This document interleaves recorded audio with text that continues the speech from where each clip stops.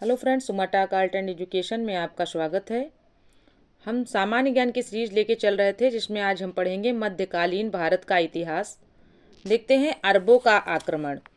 मोहम्मद बिन कासिम के नेतृत्व में अरबों ने भारत पर सफल आक्रमण किया। मोहम्मद बिन कासिम ने 712 ईस्वी में सिंध पर आक्रमण किया। अरब आक्रमण के समय सिंध पर हिंदू राजा दाहिर का शासन था। इस युद्ध में दाहिर की पराजय हुई। सिंध विजय के पश्चात मोहम्मद बिन कासिम ने सर्वप्रथम धार्मिक कर जजिया लगाया था। जजिया कर कैसा कर था? धार्मिक कर था। अरब आक्रमण के विषय में महत्वपूर्ण सूचना चचनामा तथा याहया अल बलधूरी कृत किताब फुतुह अल बलदान से मिलती है। अरबों के इस प्रथम आक्रमण का मुख्य उद्देश्य वस्तुतः धन संपदा लूटना तथा इस्लाम धर्म का प्रचार प्रसार करना था।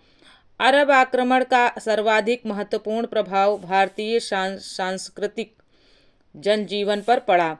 अरबों ने चिकित्सा, दर्शन, विज्ञान, गणित व शासन प्रबंध के ज्ञान के अर्जन में भारतीयों से प्रेरणा प्राप्त की। महमूद गजनवी 998 से 1030 ईस्वी 962 ईस्वी में अलप्तगीन नामक एक व्यक्ति ने गजनी में स्वतंत्र तुर्क राज्य की स्थापना की। 977 ईस्वी में अलप्तगीन का दास और दामाद सुबुक्तगीन ने गद्दी पर अधिकार कर लिया। सुबुक्तगीन की मृत्यु के पश्चात उसका पुत्र महमूद गजनवी 27 वर्ष की अवस्था में 998 ईस्वी में शासक बना। सुबुक्तगीन को, अब नोटेड पॉइंट में देख लेते हैं, सुबुक्तगीन को अल हजेब अल अजल मोस्ट नोबल कमांडर की उपाधि दी गई।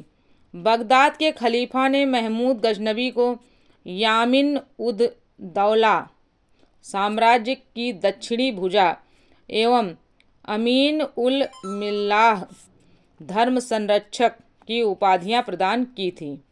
महमूद ने भारत पर 17 बार आक्रमण किया, किंतु सभी आक्रमणों के सर्वस्वीकृत प्रमाण प्राप्त नहीं हुए हैं।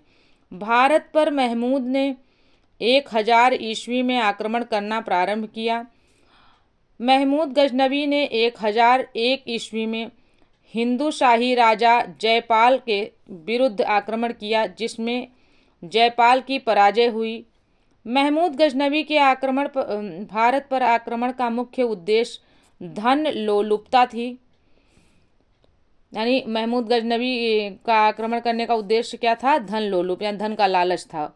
भारतीय इतिहास में महमूद गजनवी को लुटेरा एवं बुतसिकन कहा जाता है।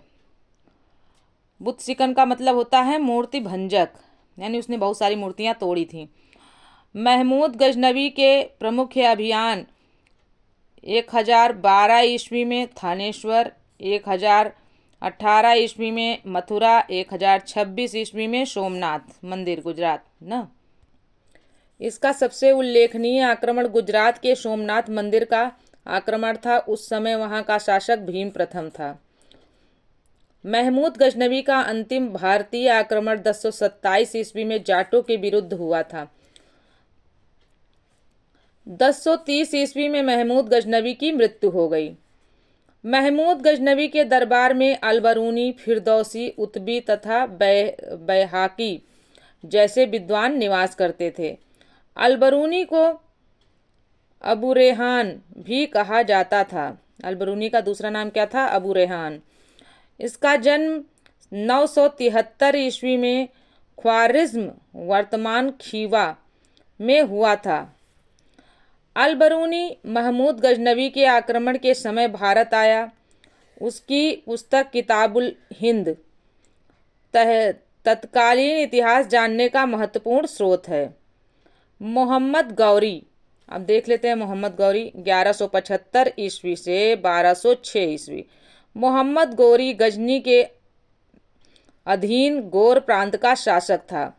वह संसबनी वंश से संबंधित था। मोहम्मद गोरी का प्रथम आक्रमण 1175 ईस्वी में मुल्तान पर हुआ। उस समय मुल्तान पर करमाथी जाति के मुसलमान शासक करते थे। 1178 ईस्वी में गोरी ने गुजरात पर आक्रमण किया, किंतु मूलराज द्वितीय ने अपनी योग्य एवं साहसी विधवा मां नायिका देवी के नेतृत्व में आबू पहाड़ के निकट गोरी को परास्त किया। पंजाब में इस समय गजनी राजवंश का अधिकार था। बाद में संपूर्ण पंजाब पर गोरी का अधिकार हो गया। मोहम्मद गोरी के प्रमुख युद्ध। अब मोहम्मद गोरी ने किससे किससे युद्ध किया, आइए देख लेते हैं। तराइन प्रथम युद्ध 1191 ईस्वी में पृथ्वीराज चौहान के साथ हुआ था और इसमें पृथ्वीराज चौहान की विजय हुई थी। तराइन का द्वितीय युद्ध 1192 ईस्वी में हुआ। इसमें पृथ्वीराज चौहान और किसके बीच हुआ था, पृथ्वीराज चौहान और मोहम्मद गोरी के बीच हुआ था और इसमें गोरी की विजय हुई थी। अब अगला है चंदावर का युद्ध 1194 ईस्वी में जयचंद और मोहम्मद गोरी के बीच लड़ा गया और मोहम्मद गोरी की विजय हुई। मोहम्मद गोरी के सिक्कों पर एक ओर कलमा तथा दूसरी ओर लक्ष्मी की आकृति अंकित रहती थी। मोहम्मद गोरी अपने द्वारा विजित भारतीय प्रदेशों को अपने गुलाम सेनापति कुतुबुद्दीन ऐबक को सौंपकर गजनी वापस चला गया। ओके फ्रेंड्स, यह वीडियो यहीं तक था। मिलते हैं अगले वीडियो में। वीडियो पसंद आए तो चैनल को सब्सक्राइब करें, वीडियो को लाइक करें, अपने दोस्तों में शेयर करें।